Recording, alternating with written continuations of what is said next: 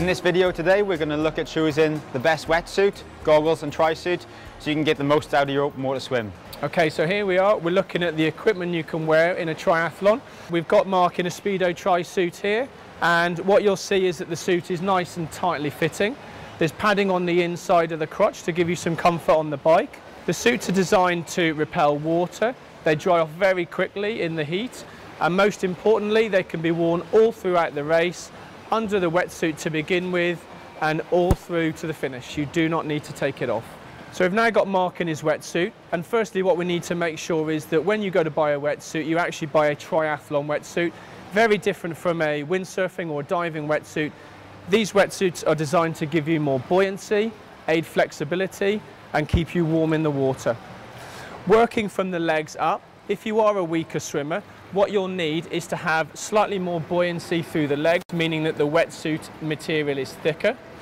Moving up to the core, it becomes a bit thinner, but aids you buoyancy and posture in the water.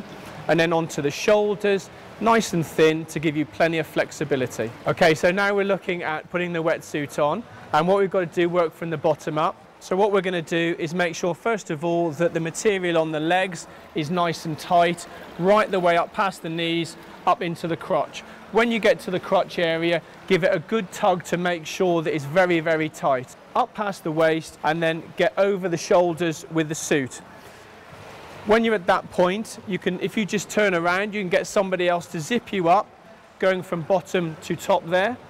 If we turn Mark around, and what we're going to make sure is that in terms of flexibility, Mark can get his arms straight up above his head, plenty of movement through the shoulders, he can lean forwards, that's not going to impinge on him at all, and he's got full range of movement through the suit. So we've got your wetsuit on, we've got your tri-suit on, and the last piece of kit that we need are your goggles. Now there's two different options you can look at with your goggles. First of all, we've got here the mask option. You'll see that these are slightly shaded. On a sunnier day, much better to have these to try and dampen the brightness. They also give you greater peripheral vision, and for some people they find in an open water swim that it gives a more secure fit and are less likely to move around your eye sockets. Another option you've got with your goggles is a clearer lens.